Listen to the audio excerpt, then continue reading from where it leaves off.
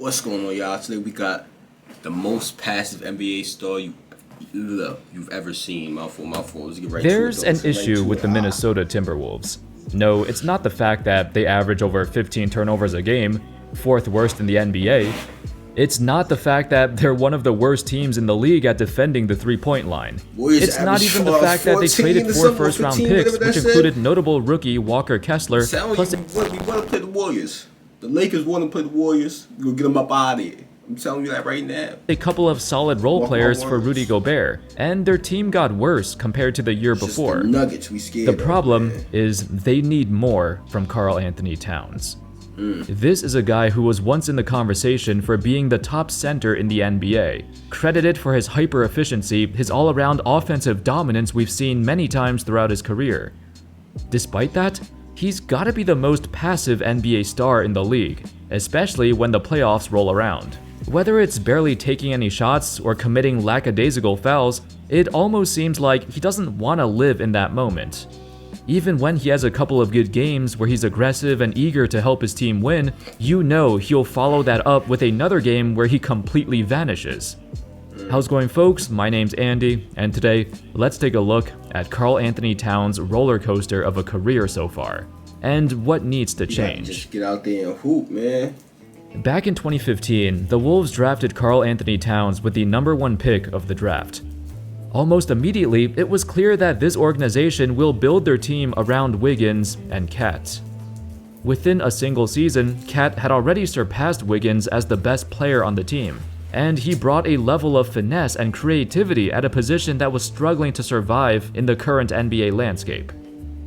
The excitement the young Towns brought to this franchise created a sense of hope within the fan base. At that point, the Wolves had the longest playoff drought in the NBA. The last time they made it was during Kevin Garnett's MVP season in 2004. God. Fast forward a little bit, and Cat's third season in the NBA would be a turning point for his career. The team decided to make a win-now trade, sending off Zach LaVine, Chris Dunn, the rights to Lauri Markkanen, to get Jimmy Butler. This trade was impactful in more ways than one. Not only did Butler immediately become the team's primary option, the Wolves also won 47 games and made the playoffs for the first time in 14 years. Unfortunately, this is when things started to unravel. Issues stemmed within the locker room, not just their lack of chemistry, but Cat's lack of motivation. Reportedly, Butler was, quote, frustrated with the nonchalant attitudes of younger teammates, specifically Karl Anthony Towns, and didn't intend to sign an extension with the Timberwolves because of it. Apparently, his relationship with Cat was so bad that it lingered for years after. Whenever Butler saw him, he'd call him a loser and soft as a baby's ass. I think he also blasted both Towns and Wiggins' lack of commitment, as they prefer to spend their free time playing video games instead of going hard at practice. Remember that infamous moment at training camp? Where Butler came to practice, dominated everyone, told the GM, "You can't win without me," and then got traded a week later? You remember that, right? Well, Derrick Rose recalled what went through Butler's head at that practice. Butler was feeling, "Why'd y'all pay them first and I was the one who got you to the playoffs?" That's all it was. Jimmy wasn't doing it right, though he was right. It was in response to the Wolves organization not paying him what he wanted. Previously, Wiggins signed a 4-year, $147 million deal, and Towns signed a 5-year, $158 million deal, while Butler wasn't even offered a max extension. That's ultimately why he demanded a trade, because he felt like he was putting in all the work, but the younger guys were getting paid more, yet they were slacking off. Even though Butler went over the top with some of the stuff he said, I would get it. I would get you. I ain't gonna lie. If I'm out there really going to practice, really working every day, they out here paying people more money than me, and I'm actually performing, producing more, impacting the game more, impacting the team.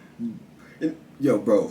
Yo, boy. I ain't gonna lie. I'll get tight, so I'm out of here. Fuck y'all niggas. Y'all bugging out. Y'all not treating the, you know what I'm saying? Boy, right. Thing is, there was some truth to it.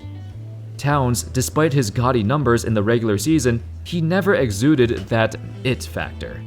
You can't look at Towns and say, man, this guy is gonna go out and get it. He doesn't have that killer instinct or the mentality to push himself beyond his limits. Ironically, his teammate Anthony Edwards is that guy, and that's why in a few short seasons, he already surpassed Towns as the best player on the team. Sheesh. For example, back in the 2018 playoffs, the Wolves' first appearance since 2000. The Timberwolves I think it was a play-in. I think they was in the play-in, right? Yeah. Anthony Edwards was basically taking most of the shots, taking the initiative. Basically, was what I seen. I'm saying, I'm like, damn, where Cat at? Cat not really out here hooping like that. No, what's Before, going on now? you'd expect Cat to be excited and grasp this opportunity. Instead, he floundered. He wasn't even terrible, it's just, he was so passive. He barely took any shots and played way too safe. Usually, he's never been the guy to force up shots or fiercely demand the ball, but in the playoffs, you gotta go and get it. You're the franchise superstar. In the first 3 games of the playoffs, Cat averaged an abysmal 10 points a game, and only took 10 shots a game, which was even more alarming. He was better in the next 2 games, but it was too late, and they lost the series in 5. In that series, he just looked so out of his element, completely lost. However, given that he was only 22 years old and it was his first ever playoff series, that's okay. He has time to get better.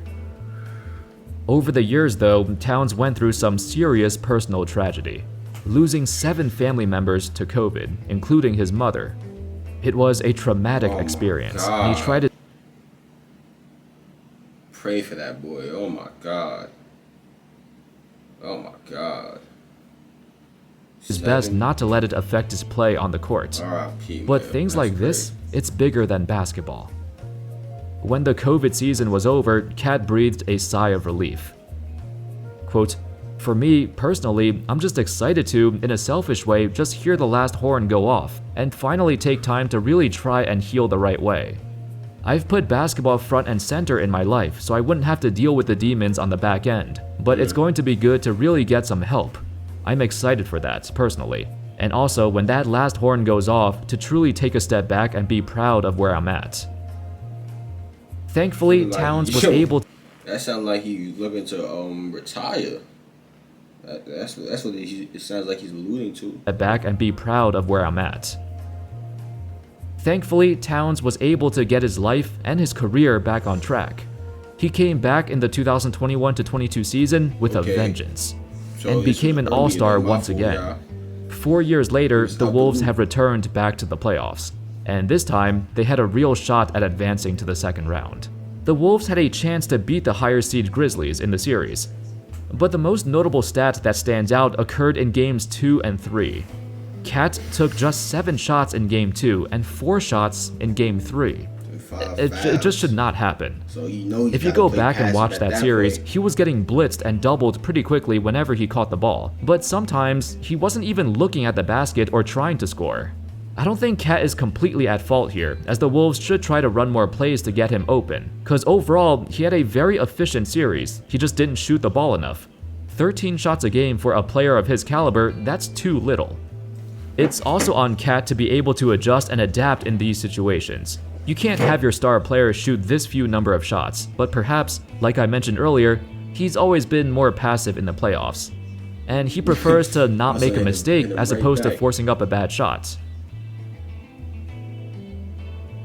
On the other hand, it was Anthony Edwards' first ever playoff appearance, yet he came out guns blazing and played like he's been here before, whereas Cat shriveled in the spotlight. I think, after the series, everyone quickly realized that Edwards had the it factor. He was the true franchise player, not Cat. This was confirmed by the end of the 2022-23 season. With Cat's injuries forcing him to sit out, Edwards now became the team's leading scorer, and it carried on to the playoffs too. And it's quite clear from watching the playoffs that Cat is now a supporting player. The thing is, he has shown spurts of playing super well. At times, it does look like he's hungry to win. But then he commits a stupid foul or disappears for possessions at a time. It's not what you want to see from your star center. Heck, in the series against Denver, he fouled out twice in 5 games. Towns had a horrendous first 2 games. So they did make the playoffs. He had more turnovers in the first 2 games than shots made. 9 turnovers and only 8 made shots. Not just that, it seems like half his shots are threes now. He's just settling for long jumpers, even though his inside presence is what made him so dominant to begin with. Granted, Towns did pick it up as the series progressed, and the last few games of the series were quite competitive. At that point, it was too late though. If he was healthy for most of the season, I feel like the Wolves could have been like a 50-plus win team. With the addition of Rudy Gobert, he almost single-handedly transformed the Wolves into a top 10 defensive team. And that's a great accomplishment for a team that historically struggled on defense for the past decade. Although now this means Cat is now forced to play out on the perimeter more. With Gobert patrolling the paint, he doesn't have the same spacing like he used to.